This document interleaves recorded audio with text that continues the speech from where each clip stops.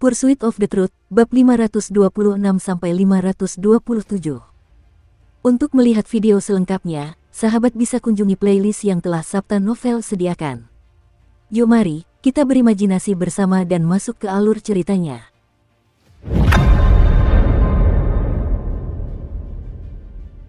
Saat Pulau Rawa Selatan muncul di permukaan laut, air laut mulai bergejolak ke segala arah. Para dukun dan prajurit buas di balik tabir cahaya di pulau itu menatap tanpa berkata-kata ke arah Su Ming dan Zhongze, yang keduanya berdiri di langit. Zhongze mengangkat tangan kanannya, dan selembar kertas giok segera muncul di telapak tangannya. Dia melemparkannya ke arah Su Ming, dan kertas giok itu berubah menjadi busur panjang yang langsung muncul di hadapan Su Ming. Begitu menangkapnya, dia memeriksanya dengan cermat. Itu adalah peta sederhana, dan di tempat South Morning semula berada, terdapat 3 benua yang lebih kecil. Masing-masing dipisahkan oleh Laut Mati. Meskipun bisa disebut benua, sebenarnya mereka hanyalah pulau-pulau yang sedikit lebih besar. Di sekitar area dekat gurun timur terdapat pulau-pulau yang tak terhitung jumlahnya. Ada juga cukup banyak pulau yang terletak di tepi benua. Salah satunya adalah sebuah pulau yang ukurannya beberapa kali lebih besar dari Rawa Selatan. Kata-kata Scorsese tertulis di atasnya. Sulit bagiku untuk meninggalkan negeri ini, jadi aku tidak bisa pergi bersamamu. Aku hanya bisa memberi hormat sebagai permohonan agar kau mau melakukan ini dan sebagai tanda terima kasih atas hal ini. Zhongze menatap Su Ming, dan tatapan rumit di matanya perlahan berubah menjadi penyesalan saat ia mengepalkan tinjunya dan membungkuk ke arah Su Ming.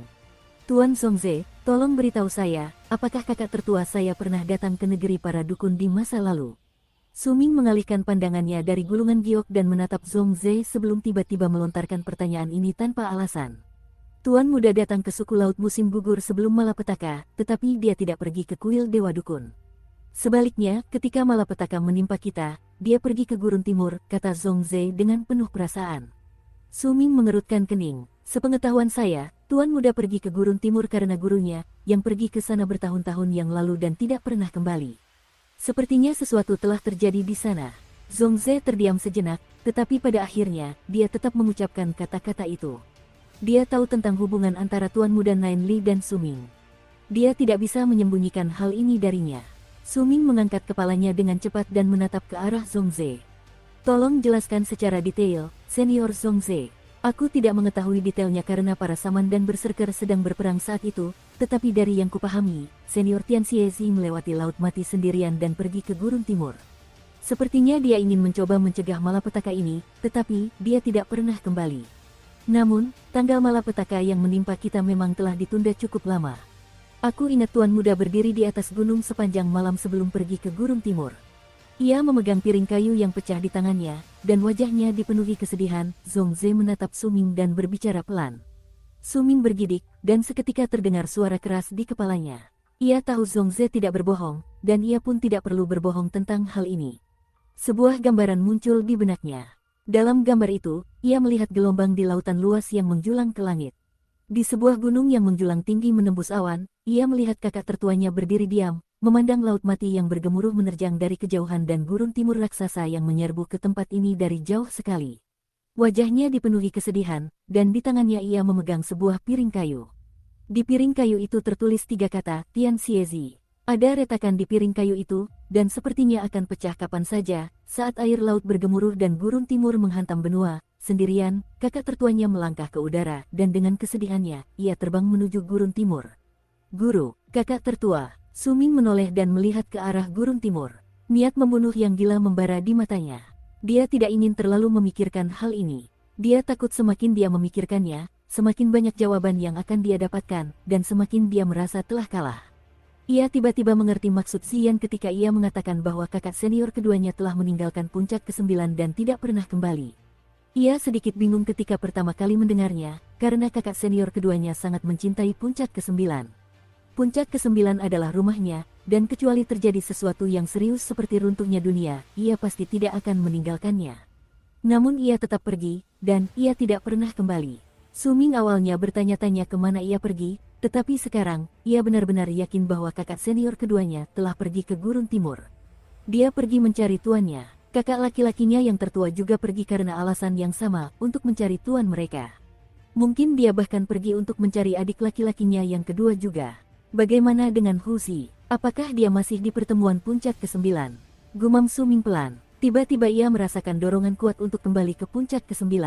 Ia ingin melihat apakah Huzi masih ada di sana, lalu ia akan pergi ke Gurun Timur.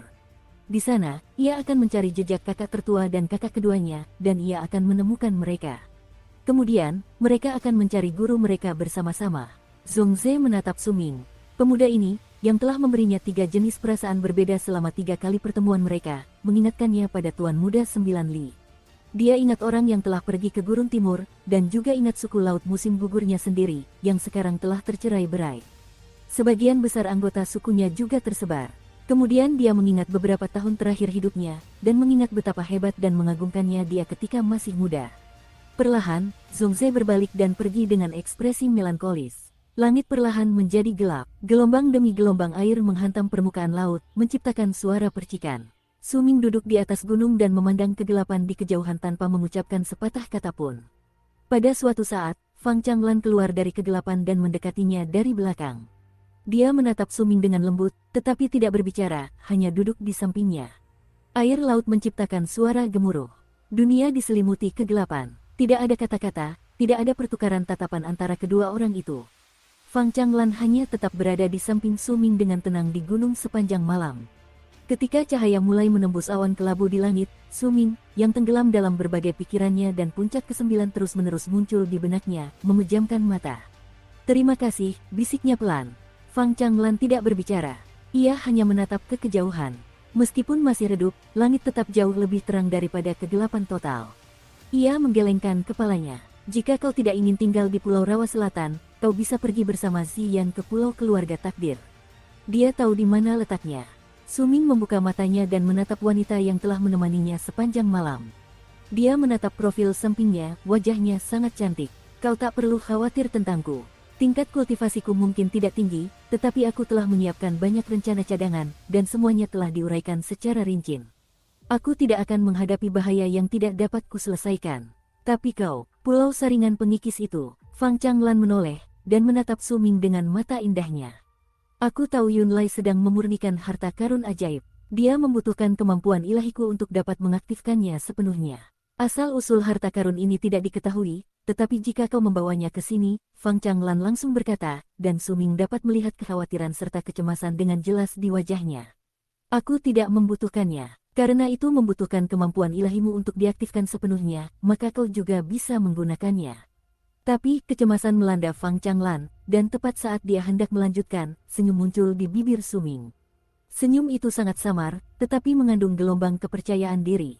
"Kenangan selama 20 tahun yang kau lihat hanyalah sebagian kecil. Kau tidak melihat semuanya." Dia menatapnya dan senyum tetap teruk di bibirnya. Fang Changlan terkejut, tetapi dia segera ingat bagaimana Yunlai sama sekali tidak mampu melawan Suming meskipun kekuatannya luar biasa.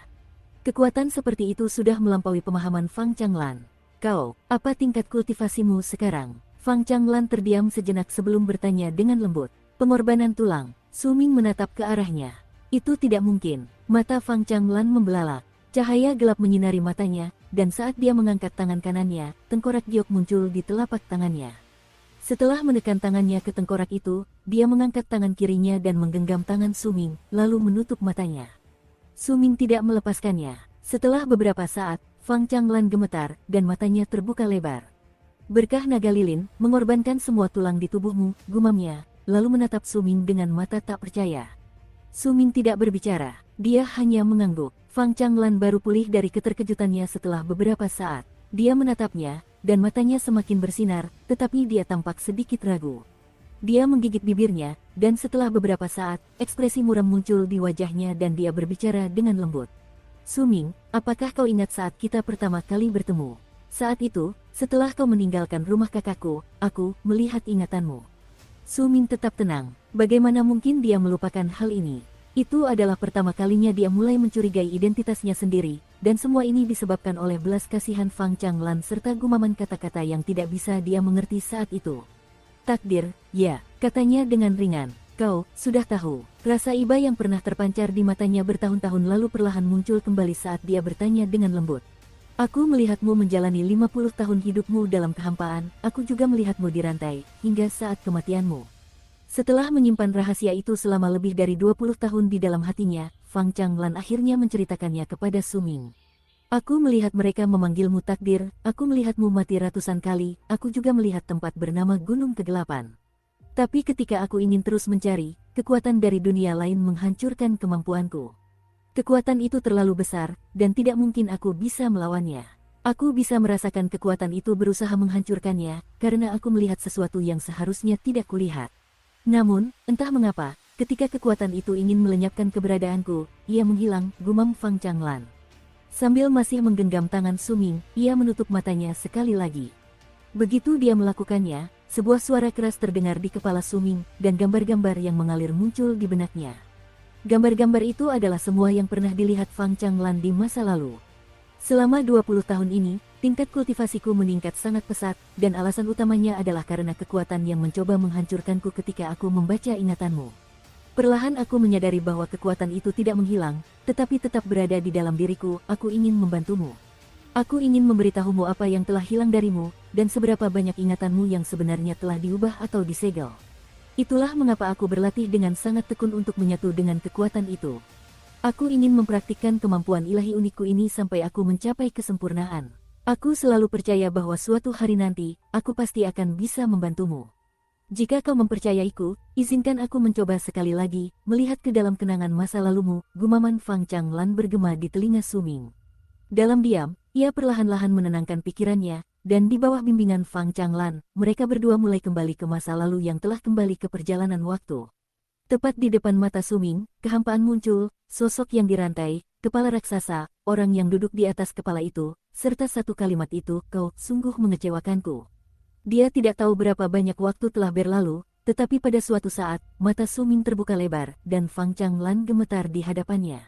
Seteguk darah tumpah dari mulutnya.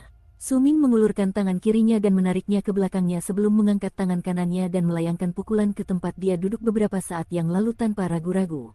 Satu pukulan itu seketika menyebabkan udara mulai terdistorsi, dan dengusan dingin yang seolah datang dari tempat yang jauh tiba-tiba terdengar. Saat Suming melayangkan pukulan itu ke depan, suara mendengus dingin terdengar dari udara.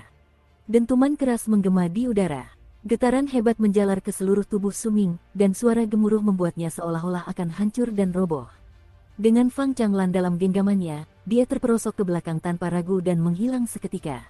Ketika mereka muncul kembali, mereka sudah berada ribuan kaki jauhnya. Wajah Fang Changlan memucat, tetapi tekad tetap terlihat di wajahnya. Ketika Suming menariknya pergi, dia mengangkat tangannya tanpa sedikit pun kepanikan dan menunjuk ke depan dengan satu jari. Layar pelindung cahaya di luar Pulau Rawa Selatan mulai bersinar dengan cahaya terang yang menyebar ke segala arah sebelum berkumpul di satu titik dan berubah menjadi sinar cahaya yang kuat yang menyerbu ke arah sosok ilusi di hadapan Suming. Mereka bertabrakan dalam sekejap, dan saat suara dentuman menggema di udara, Suming melepaskan tangan Fang Changlan dengan wajah muram. Seluruh kekuatan pengorbanan tulangnya meledak dari tubuhnya, dan dia melangkah menuju sosok ilusi itu. Hampir seketika setelah melangkah, Fang Changlan langsung duduk di samping tanpa mempedulikan betapa berbahayanya tempat itu, dan juga tidak khawatir Suming akan terganggu. Sebaliknya, dia menutup matanya, dan setelah menggunakan kemampuan ilahi yang tidak diketahui, dia tiba-tiba berteriak. 32 kaki ke kirinya, 79 kaki ke kanannya, 248 kaki ke depannya. Inilah lokasi ranah dimensionalnya. Saat Fang Changlan mengucapkan kata-kata itu, mata sosok semi-transparan yang menyerbu ke arah Suming berkilat dan menatap lurus ke arahnya. Ketika sosok ilusi itu mendekat, cahaya keemasan menyinari tubuh Suming, dan dia menunjuk ke titik 32 kaki di sebelah kiri sosok itu. Suara retakan segera terdengar di udara, dan sosok transparan itu membeku sesaat. Saat sosok itu membeku, Suming mengulurkan telapak tangan kanannya lurus dan menekan ke arah kanan. Sebuah kekuatan besar bergerak ke tempat yang berjarak 79 kaki dari sisi kanan sosok itu. Suara gemuruh bergema di udara, dan suara retakan terdengar sekali lagi. Sosok transparan itu mengeluarkan geraman rendah dan mengangkat lengannya seolah-olah hendak membentuk segel. Dia tidak menyerang Suming, tetapi mendorong telapak tangannya ke arah Fang Changlan. Tepat pada saat itu, Suming mengepalkan tangan kirinya dan melayangkan pukulan lurus ke arah lokasi alam 3 dimensi, tepat 248 kaki di depan sosok itu. Begitu pukulannya mengenai sasaran, area di sekitar sosok semi-transparan itu terdistorsi, dan seolah-olah ruang itu sendiri runtuh, muncul gaya hisap yang besar, menyebabkan sosok itu langsung tersedot ke dalam, menghilang tanpa jejak. Namun meskipun menghilang, niat membunuh dalam serangan telapak tangan yang ditujukan ke Fang Changlan setelah membentuk segel itu masih tetap ada, dan hampir mengenainya. Dengan kekuatan Fang Changlan, mustahil baginya untuk menghindari serangan itu. Dia mengangkat kepalanya dan menatap Su Ming. Ada tatapan di matanya yang mengatakan bahwa dia tidak ingin berpisah dengannya, tetapi dia tersenyum. Ketika semuanya tampak sudah pasti dan tidak dapat diubah, kilatan tajam muncul di mata Su Ming dan dia mengangkat tangan kirinya untuk menunjuk ke langit sambil mendorong tangan kanannya ke arah tanah. Masa lalu, masa depan, saat Su Ming berbisik, bayangan dirinya saling tumpang tindih dan berpotongan.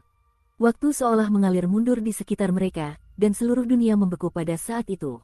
Serangan telapak tangan yang mendekati Fang Changlan juga membeku, dan bahkan mulai menunjukkan tanda-tanda berbalik arah. Su Ming tidak ragu-ragu, dia melangkah maju dan berteleportasi, muncul tepat di depan Fang Changlan. Ketika dia mengangkat tangan kanannya, waktu dipulihkan, dan pada saat itu juga, pergerakan segala sesuatu di sekitar mereka meningkat, seolah-olah benda-benda itu ingin mengejar waktu yang telah hilang. Pukulan telapak tangan itu menghantam tangan kanan Su Ming. Dengan suara dentuman keras yang menggema di udara, pukulan telapak tangan itu hancur berkeping-keping.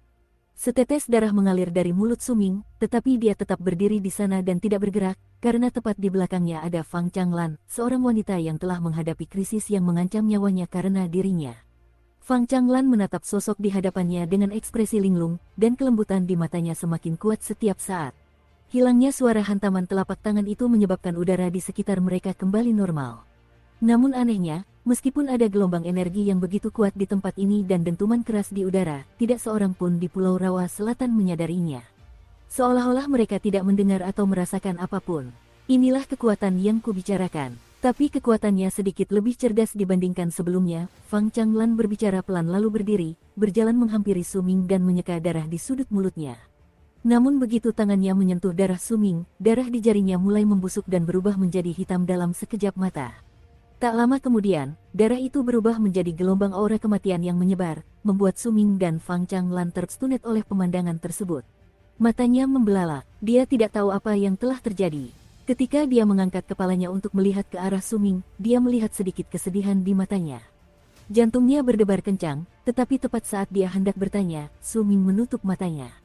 Su Ming tidak asing dengan sosok semi-transparan itu. Dia merasakan sedikit kehadiran di Tian pada sosok itu barusan, tetapi kehadiran itu sangat samar, dan terasa seolah-olah datang dari dimensi yang tak terbatas.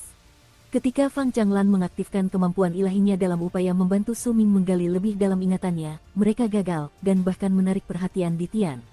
Jika Su Ming masih sama seperti sebelumnya, maka Fang Changlan pasti sudah mati. Lokasi alam dimensional, apakah itu nama untuk 3 titik yang terhubung ke ruang di sini barusan yang memungkinkan sosok semi-transparan itu datang ke sini?